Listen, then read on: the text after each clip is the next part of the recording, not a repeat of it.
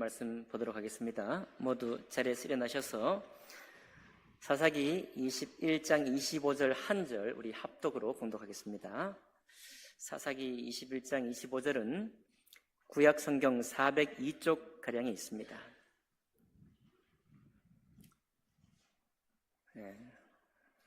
402쪽 사사기 21장 25절 한 절 함께 합독으로 봉독하겠습니다. 시작. 그때에 이스라엘에 왕이 없으므로 사람이 각기 자기의 소견에 옳은 대로 행하였더라. 아멘. 말씀과 예배를 위해 기도하겠습니다.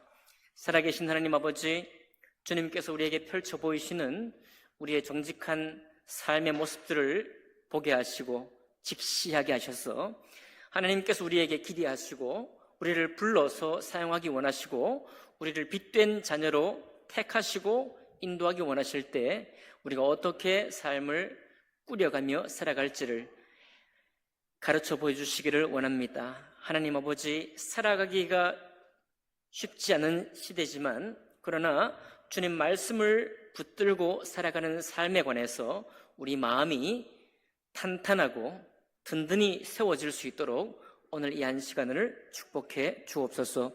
예배 모든 시간을 주님께 의탁할 때 귀하신 우리 주 예수님 이름으로 기도하옵나이다. 아멘. 자리에 앉으시겠습니다. 오늘 본문은 사사기 19장부터 21장 3장에 이르는 한 이야기 전체를 대상으로 본문으로 해서 하나님 보시기에 옳은 삶이란 이라는 제목으로 말씀 나누겠습니다. 잠깐 사진 한 장 보여줄까요? 야구에서는 벤치 클리어링이라는 말이 있습니다. 저 선수들이 지금 뒤엉켜 있는데 뭘 하는 것 같아요? 서로 내 편, 네 편 갈라가지고 싸우고 있습니다. 벤치 클리어링이라는 말이 영어니까 이게 도대체 무슨 말이냐 막 안 다가와요. 그래서 찾아보니까 벤치가 깨끗해진다, 벤치가 빈다. 그러니까 선수들이 나가서 타자하고 이렇게 되는데 벤치에 기다리고 있어야 할 우리 편 선수들이 전부 다 벤치를 뛰쳐나가서 운동장에 나가기 때문에 벤치가 빈다, 벤치가 깨끗하다, 클리어, 벤치 클리어링이다, 그런 얘기를 한다고 해요. 저거는 언제 하는가 하면은 상대팀 투수가 공을 던지는데 고의로 일부러 선수의 몸에 맞도록 던진다든지, 왜냐하면 그 전에 어떤 게임에서 그 선수하고 악감정이 있는 거예요. 그래서 일부러 던진다든지, 아니면은 슬라이딩을 하면서 이제 들어가려고 하는데 슬라이딩 하면 되는데 상대팀 선수와 몸과 몸을 세게 부딪혀가면서 치면서 들어간다든지, 아니면 홈런을 쳤는데 홈런을 치면서 세리머니를 하는데 그 있죠, 야구 방망이 던지면서 하는 거 하면서 굉장히 상대의 감정을 긁으면서 자기 잘난 그 홈런 친 것을 뽐낼 때, 그럴 때 상대팀 선수들이 직접 그 모욕을 당한 선수가 달려 나올 뿐만 아니라 전체 자기 팀 선수들이 뛰어나와가지고 이제 저렇게 되는 거예요. 사진 한 장 더 볼까요? 저 패고 있죠, 지금. 아마 두 선수가 지금 하다가 수가 틀린 거예요. 그래가지고 뛰어나와가지고 한 대 쥐어박고 있습니다. 저 한 대 쥐어박을 때 이제 좀 전에 봤던 저 양팀 선수들이 전부 다 뛰쳐나가가지고 뒤엉킨다는 거예요. 근데 제가 찾아보니까 그거 안 나가면 안 되냐? 예를 들어서 거기 그리스도인이 있어갖고 안 나가면 안 되냐 그랬더니 안 나가면 안 된대요. 안 나가면은 구단에서 벌금을 문대요. 그러니까 한 번 나가면 다 나가야 돼. 안 나가고 자리에 지키는 사람이 배신자야. 저런 벤치 클리어링은 사실은 뭐 항의하는 것 의미도 있지만 사실은 저기도 뛰쳐나가야 우리 편 선수들과 함께 우리가 하나다, 내가 너를 지켜준다 라고 팀워크를 위해서, 또 한 팀이라고 하는 것을 드러내기 위해서도 저것을 하는 거예요. 그러니까 저건 하나의 야구의 문화, 야구의 문화입니다. 게임이기 때문에 우리는 이런 것을 볼 때 좀 눈살을 찌푸리긴 해도 이 야구라는 게임을 잘 아는 사람들은 저것도 게임의 일부고 규칙 아래 사는 행동들이기 때문에 우리가 이해할 만하죠. 어쨌든 저건 일정한 제한이 있습니다. 일정한 규칙이 안 나가면 안 되고 말이죠. 그러니 또 나가면은 뭐 전부 다 싸우는 건 아니래요. 당사자 둘이 막 싸우는데 나가가지고 너 밥은 먹었냐 이렇게 서로 그냥 쉰소리도 하고 그렇게 한답니다. 미국 같은 경우는 선수층이 워낙 두텁다 보니까 서로 잘 모르니까 이렇게 막 과격하게 하는데 한국의 벤치 클리어링은 그렇게 하진 않는다고 해요. 왜냐하니까 선수들끼리 다 알아. 어릴 때부터 야구 서로 알고 막 하니까 저렇게 막 저 지금 저 펴고 있는 저 사진이 한국 선수들이거든요. 아마 한 사람은 외국 선수 같습니다. 어쨌든 그렇게 심하긴 하지 않는데 미국의 경우에는 아주 심하게 하죠. 그러나 어쨌든 규칙 안에 사고 있다. 여러분, 우리가 이거는 게임의 일부이기 때문에 우리가 뭐 이렇게 보는데 이것이 하나의 규칙의 선, 정해져 있는 선을 넘어서거나 그렇게 되면은 문제가 생겨요. 심각한 문제가 생기죠. 오늘 기도하신 때도 전쟁에 관한 얘기 했지만은 우리 웬만큼 서로 국가 간의 무역이나 이런 국가 간의 외교 관계도 웬만한 게임이에요. 웬만한 규칙들이 있습니다. 규칙들 안에서 서로 뭐 스파이도 보내고 뭐 이렇게 웬만할 때 평시에는 산업 스파이도 보내긴 하지만 그렇다고 해서 뭐 법률적으로 이렇게 따져 묻고 처벌도 하지만 웬만하게 운영이 되잖아요. 그런데 그 일정한 선을 넘어가 버리면은 문제가 되는 것입니다. 오늘 사사기의 마지막 우리가 읽었던 본문이 어떤 본문이냐면은 바로 우리가 넘지 말아야 할 선까지 훨씬 더 넘어서 자기 편을 보호하는 것, 단지 자기 편이라는 것 때문에 보호하고 있는 그런 것을 우리 주님께서 보실 때 굉장히 미워하고 싫어하는 모습을 보게 됩니다. 여기 읽은 본문 중에 각기 자기의 소견에 옳은 대로 행했다. 자기 소견에 옳은 대로다. 이건 그냥 우리가 자기 하고 싶은 마음대로 했다 이런 말을 하기보다는 원래 원어에는 자기 눈에 옳은 대로, 자기 눈에 정직한 대로 행했다 이 말이에요. 그래요. 모세 율법에 출애굽기에는 어떻게 되어 있는가 하면 신명기 출애굽기에는 하나님이 보시기에 똑같은 문장이에요. 하나님 보시기에 옳은 대로 행하라 라고 명령하고 있습니다. 그런데 우리 사람이 감정이 격해지거나 아니면 우리 마음에 하나님 말씀이 좀 떠나 있고 그렇게 저런 상황이 되면은 자기 눈에 정직한 대로, 그러니까 그냥 마음대로 하는 게 아니라 애들처럼 마음대로 하는 게 아니고 자기 눈에 내가 볼 때는 이거 아니야, 내가 볼 때 너 틀렸어, 내가 볼 때 너 잘못된 거야 라고 우리 눈에 정직한 대로 행하는 것을 자기 소견에 옳은 대로 행했다라고 표현하고 있습니다. 그러니까 이 말씀을 우리가 묵상하거나 생각할 때 정말 아무 질서도 없이 그냥 마음대로 행했구나 이게 아니고 자기 최선을 다해 합리적으로 판단하고 자기가 공동체끼리도 우리 공동체의 질서를 따라 판단해보니 이건 아니다라고 판단한 그것대로 행했는데 그것이 하나님의 말씀에 맞지 않았다 이런 얘기입니다. 굉장히 이성적으로 행동한 건데 이성적으로 행동했지만은 우리 주님의 눈에 맞지 않았다 이런 얘기입니다.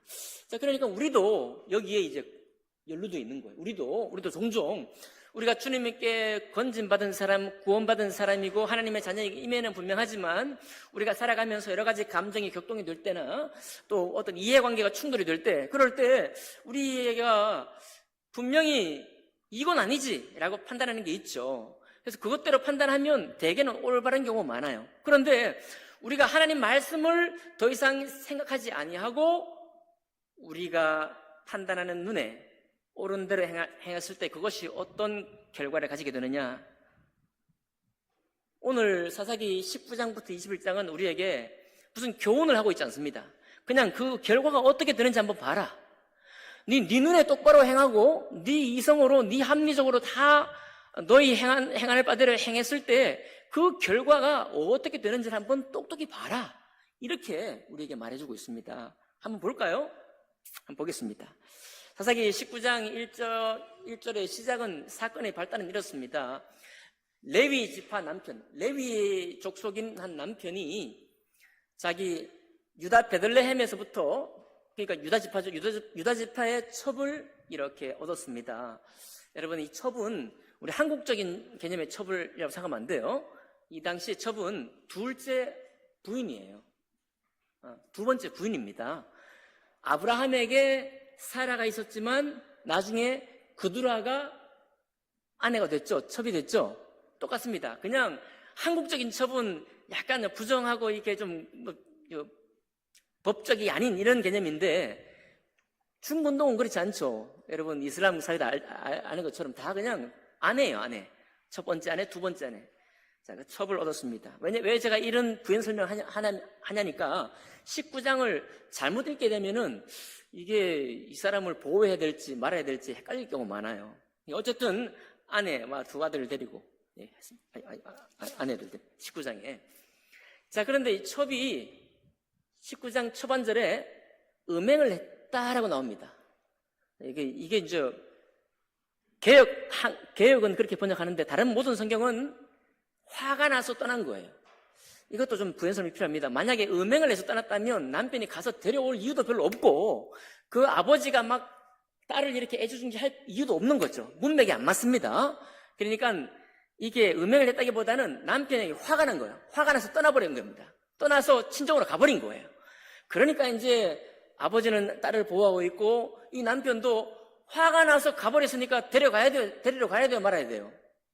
데리러 가잖아요, 당연히. 음행한 여인은 왜 데리러 갑니까? 그쵸? 그러니까 화가 나서, 무슨 일인지 모르지만 화가 나 떠나버린 거예요. 데리러 갔습니다. 데리러 갔더니 장인이 막 이 사위를 밥을 먹이고, 하루 먹이고, 두 번 먹이고, 세 번 먹이고, 막 머물러 있게 하다가 안 되겠다 싶어서 결국은 이제 그 둘째 아내를 데리고 집으로 돌아오는 과정에 생긴 일이에요. 그 과정에서 거리가 머니까 쉬어가야 되는데, 이제 여부스라고 하는 곳, 오늘 조금 복잡하니까 조금 잘 들으세요. 여부스, 오늘날 예루살렘입니다. 사사기 당시에는 아직 유대 땅이 아니에요. 아직 이방인이 점령한 땅입니다. 여부스에 머물려고 하다가 생각해보니까 이 땅은 이방인의 땅이라, 그러니 우리가 이방인의 땅에 머무는 것이 합당하지 아니하니 우리 민족의 땅인 기브아에 가서 머물자 라고 한 거예요. 이게 이제 사건의 배경입니다. 기브아에 가서 쉬고 있는 거예요. 근데 기브아에 쉴 때 어떤 일이 생겼는가 하면, 이제 숙소에 들어가야 되는데, 묵어야 되는데 아무도 이 사람을 환대하지 않는 것입니다. 이게 첫 번째 하나님 말씀을 어긴 거예요. 뭐냐면, 우리 주님께서는 나그네를 환대하라고 말씀하셨어요. 뭐 어떻게 하라고요? 가난한 자를 보호하고 나그네를 환대하라. 고아와 과부와 나그네를 기쁘게 맞아들이라 했잖아요. 여러분, 이거 옛날 말이라고 생각할 필요 없이 오늘날 튀르키예, 여러분 TV에 보셨죠? 이 사람들 손님 가면은 어떻게 합니까? 자기 집에 맞아들여요. 지금도 이 이슬람 율법이 그 강하게 정말 잘하는 게 그겁니다. 정말 환대하는 거. 우리 옛날의 시골처럼, 아시죠? 우리 옛날의 시골처럼 환대하는 겁니다. 나그네라도 또돌이라도. 지금도 환대하는 문화가 있으니까 옛날 중군동에서는 얼마나 환대를 했겠어요. 그런데 이 환대 문화가 깨져버리는 거예요. 그러니까 자기 동족인 기브아, 곧 베냐민 지파의 땅에 왔는데 어느 한 사람, 이 사람을 영접해서 재우는 사람이 없는 겁니다. 자, 이게 하나님 말씀이 벌써 깨진 아주 대표적이고 중요한 사실입니다. 여기가 어떻게 보면 사건의 발단이에요. 자, 그런데 어떻게 하지 못하고 있는데, 에브라임 산, 좀 복잡하죠?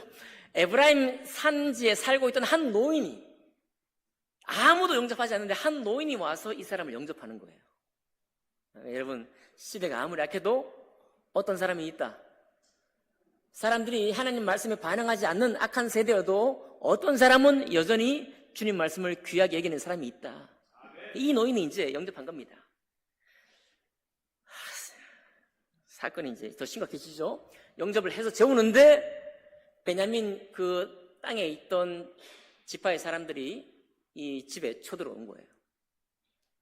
쳐들어오는데 우리가 오늘날 생각하기에 전혀 이상한 얘기를 하는 거죠.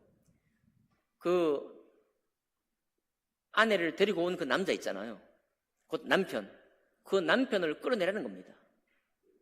끌어내라는 거예요.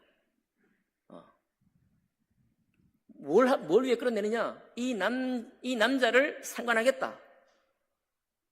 네, 말하자면 동성애 같은 그런 행위를 하겠다는 겁니다. 그게 뭐냐니까 하나님 말씀에 환대를 하라고 했는데 이 외지인을 완전히 무시하고 모멸감을 주는 거죠. 모욕하는 겁니다. 이해됩니까? 모욕을 하는 거예요. 가만히 이제 읽어보니까, 신학자들 읽어보니까 이 상황이 소돔과 고모라가 똑같은 거예요. 문장도 똑같습니다. 롯이 소돔과 고모라 살 때에 주의 천사들이 왔잖아요. 하나님이 심판한다고 해서. 주의 천사들, 곧 사람들이 왔는데 이 사람들이 온 걸 보고 소돔 땅에 살던 사람들이 어떻게 했습니까? 집에 쳐들어와가지고 그 사람 내놓아라, 이거. 그 사람도 내놓아라. 그 사람들 우리가 상관하겠다. 모욕을 주겠다, 이런 겁니다. 그러니까 얘기가 똑같습니다. 롯이 뭐라고 하는가 하면은, 내 형제들아, 너희가 이렇게 죄를 범하지 말라 말렸어요. 그런데 말렸는데도 불구하고 범죄합니다. 여기 오늘도 마찬가지입니다. 이 노인이요 말립니다. 자기가 이 나그네를 영접했는데 자기가 영접한 이 남자를 끄집어내라고 하니까, 아니다, 너희가 내 형제들아, 너희 형제들에게 악을 행하지 말라, 똑같은 말을 해요. 그리고 나서 똑같은 일이 벌어집니다. 소돔의 사람도 듣지 아니하고 베냐민 지파도 듣지 않은 거예요. 이 베냐민 지파 불량배죠. 불량배도 듣지 않습니다.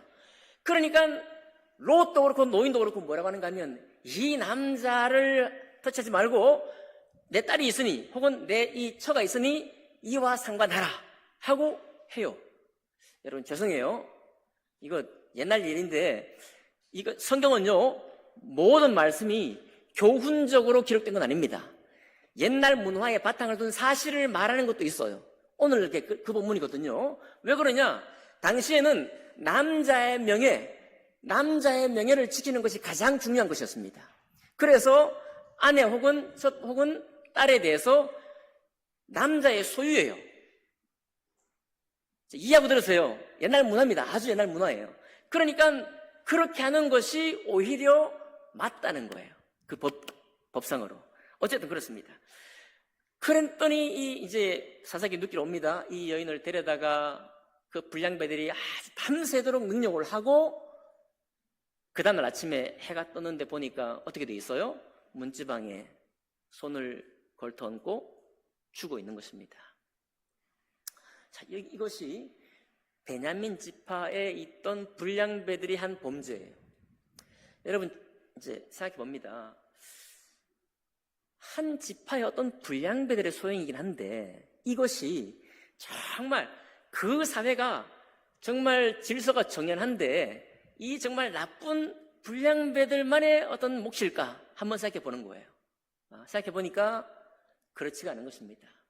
소돔과 고모라 성을요, 우리 주님께서 멸망한 이유가 이 롯에게 온 이 세 사람을 상관하겠다고 온 불량한 사람들 때문에 벌한 게 아닙니다. 이미 에스겔서에 보면은 에스겔서에 딱 보니까요 이렇게 되어 있습니다. 소돔의 죄악은 이러하니 그와 그의 딸에게 교만함과 음식의 풍족함과 태평함이 있으며, 또 그가 가난하고 궁핍한 자를 도와주지 아니하며 거만하여 가증한 일을 내 앞에서 행하였습니다. 그러니까 이 소돔 땅은 그냥 무지를 산 땅이 아니라 돈이 많은 거예요. 아주 풍족해요. 풍족하니까 하나님 없이도 살 수 있고 교만한 것입니다. 교만이 아주 소돔 땅에 가득한 겁니다. 그러니까 그 가득한 소돔 땅에서 누가 나와요? 몇 사람이 나와서 그 범죄를 하는 겁니다. 여기 베냐민 지파도 마찬가지입니다. 이 불량배만 잘못된 게 아니에요. 어떻겠어요?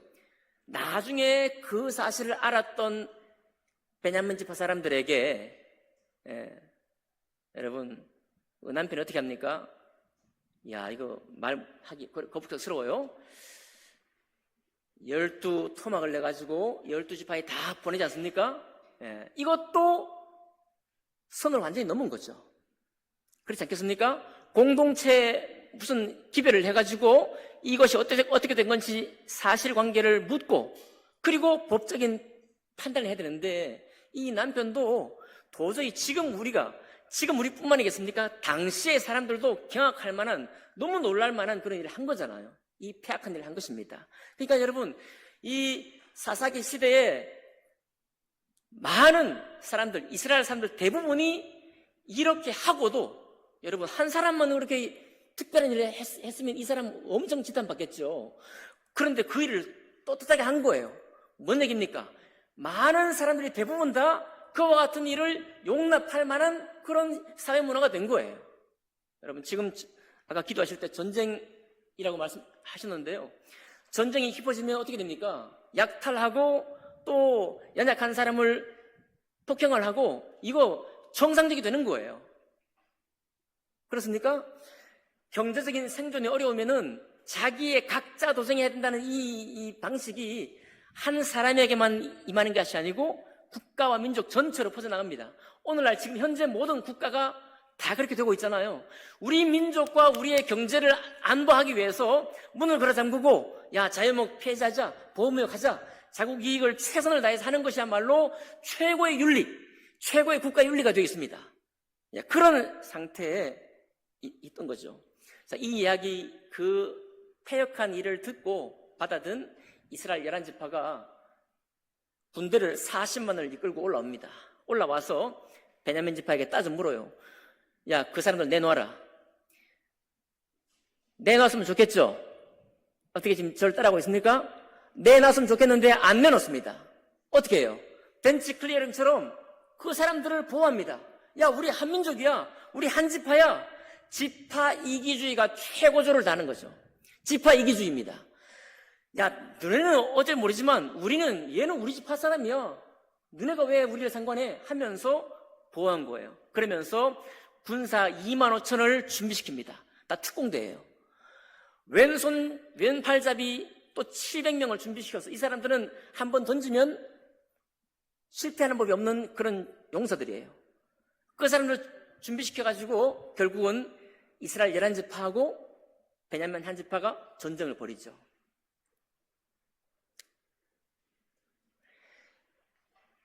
결국 어떻게 되는가 하면 베냐민 지파가 2번 전쟁을 이기고 3번째 전쟁을 피하는데 베냐민 지파의 남자가 거의 전멸합니다.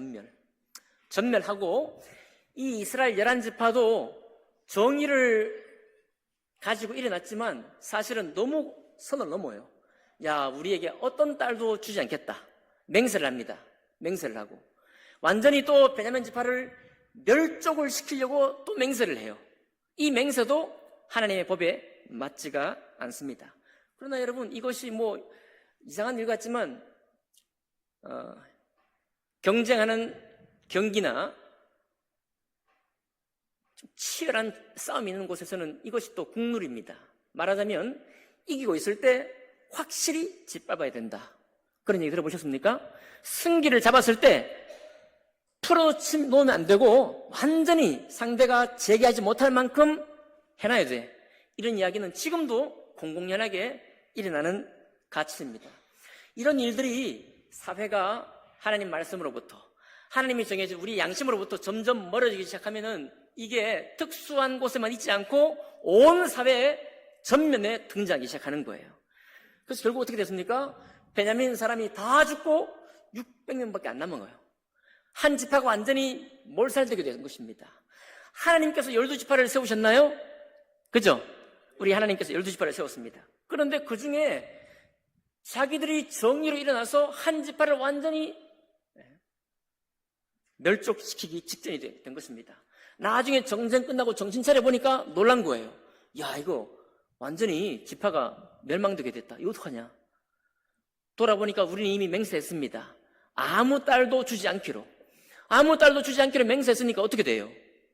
그러니까 이스라엘 백성 안에 결혼을 못하는 겁니다. 그러면 보존할 수 있어요, 없어요? 그 민족을. 너무 빠릅니까? 이스라엘 백성은 자기 안에서 결혼하게 되어 있잖아요. 주님 율법이. 그러니까 이방 민족들과 결혼을 못해요.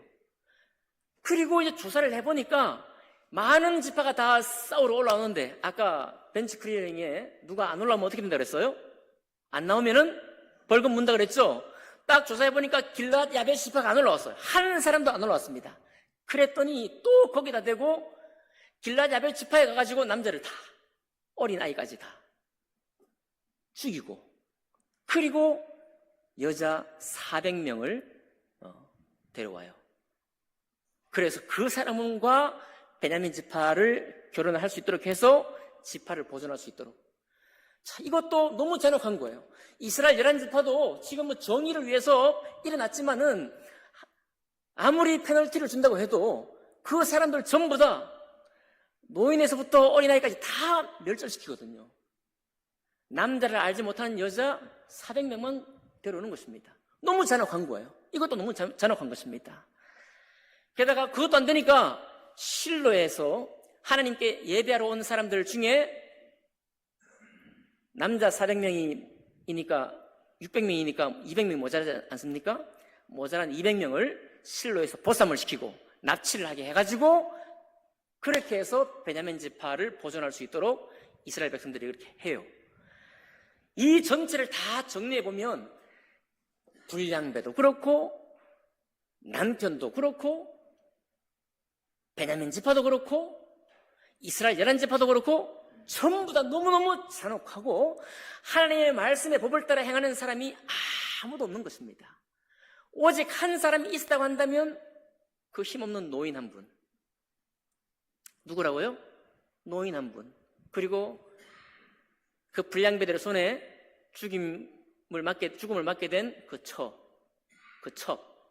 딱 두 사람만이 연약한 자요, 악을 행하지 않은 그런 사람에 불과한 것이죠. 제가 왜 오늘 이렇게 더운 날씨에 힘든 말씀을 드렸는가? 여러분, 우리는 자주 내가 아는 사람을 위해서 편을 들고 나의 가족 편에 서기 십상이고요. 또 그리고 조금 더 큰 그룹이 되면은 자기 그룹을 위해서 헌신합니다. 이거는 원래는 다 정상적인 거예요. 여러분, 이게 9월 10일, 13일 날 우리 연합 찬양자 하는데 그때 가서 우리 교회를 열심히 응원할 거죠? 우리 교회 자랑스러워 하실 거죠?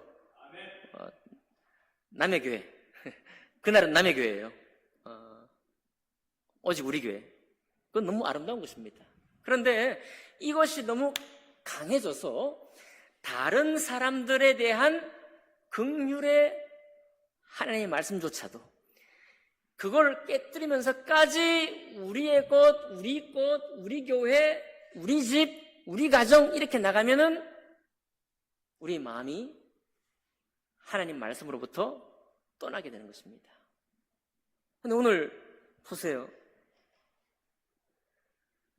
룻기 19장부터 21장까지 있었던 이 참혹하고 사실 지금 다시 읽어도 말이 안 되고 어떻게 이거를 읽어야 될지도 잘 가늠이 안 되는, 도대체 누가 옳은지 누가 그런지도 잘 헤아림이 안 되는 이런 상황 가운데 이런 결과를 맞게 되었다.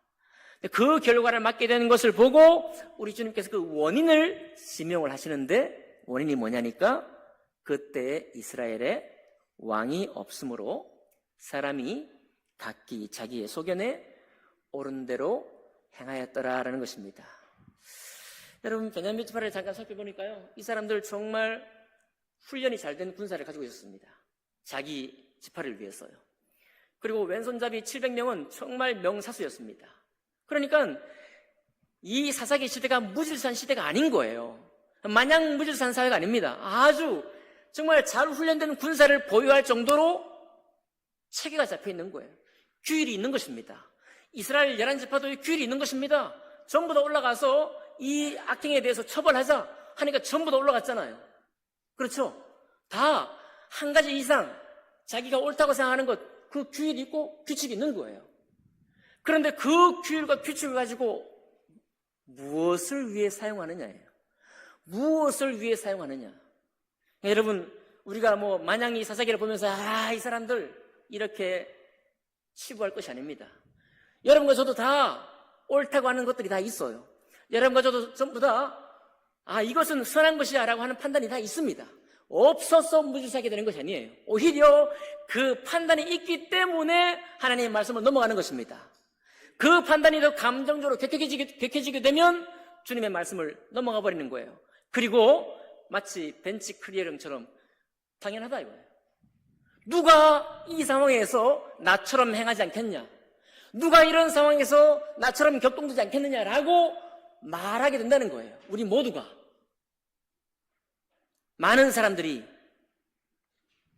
여러분, 그래서 사사기에 있는 이 베냐민 지파 했던 행동, 말하긴 좀 거북스럽긴 하지만 이스라엘 백성들이 베냐민 지파를 정죄하기 위해서 행했던 이 과도한 폭력 행위, 이 모든 것 다 남의 일처럼 생각이 되지만 사실은 그렇지 않다. 사실은 그렇지 않다. 여러분, 그래서 하나님의 말씀을 우리 마음속에 둔다. 하나님의 뜻을 내 삶의 어떤 원칙으로 삼는다는 것은 굉장한 싸움이 필요한 것입니다. 여러분, 우리 아무 문제 없고 평안할 때 다 하나님의 뜻을 따르는 것처럼 생각이 됩니다. 다 우리 평안하게 생각을 해요. 그러나 문제의 상황 가운데 들어가게 되면 다른 것입니다. 여기도 마찬가지예요. 사사기도 문제 상황 속에 들어간 것입니다. 여기 조금만 잘못하면 내 이익도 못 챙기고 우리 가족의 이익도 못 챙기는 그런 상황 속에 들어가는 거예요. 그럴 때 내 마음에 여전히 한 줄 하나님 말씀이 남아있겠느냐? 그럴 때도 불구하고 내 마음에 이웃을 향한 긍휼의 마음을 여전히 품고 있겠느냐? 바로 이 노인처럼 아무도 용접하지 않는 그런 문화적인 상황 속에서 이 한 사람을 영접해서 집에 들여서 먹이고자 하는 그런 마음을 품고 있겠느냐라고 하는 사실입니다. 여러분, 그래서 구원은 주님의 은혜로 받지만 하나님의 뜻대로 사는 것은 은혜 안에 있으면서 동시에 우리의 영적인 싸움이 있어야만 되는 것입니다. 그냥 되는 게 아니에요. 그냥 천국 가는 게 아닙니다. 그냥 내가 주님의 사람이 되는 게 아니에요. 하나님의 은혜로 거룩한 자라 인침을 받았으나 빛이라 여김을 받았지만은 우리가 빛 되기 위해서는, 빛으로 살기 위해서는 애쓰고, 이런 상황이 됐을 때 우리의 실패, 낙담감, 내가 이런데도 불구하고 어떻게 하나님의 자녀라고 말할 수 있을까라고 하는 그런 실패감을 맛보게 된다는 거예요. 격동하는 사람들 앞에 주먹을 콱 쥐고 말이죠. 어금니를 콱 깨물고 이거를 한 대 쥐어 파가 아니면 참아 하는 내적인 갈등을 겪게 된다는 것입니다. 한 시인이 말했던 것처럼 죄 없는 자가 돌로 치라 했을 때 나는 그만 돌로 치고 말았다 라고 했던 한 시인의 고백이 있습니다. 여러분, 우리가 종종 돌을 쳐버리는 거예요. 안 치십니까? 돌을 쳐버리는 거예요. 그때 당시에는 생각이 없지만 정신 차리고 보면 내가 돌로 쳤구나. 내가 저 사람을 정죄했구나.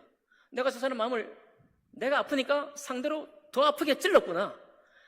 그냥 눈에는 눈, 이만 해야 되는데 내 눈을 상했다고 완전히 그냥 얼굴을 상하게 만들어 놨구나.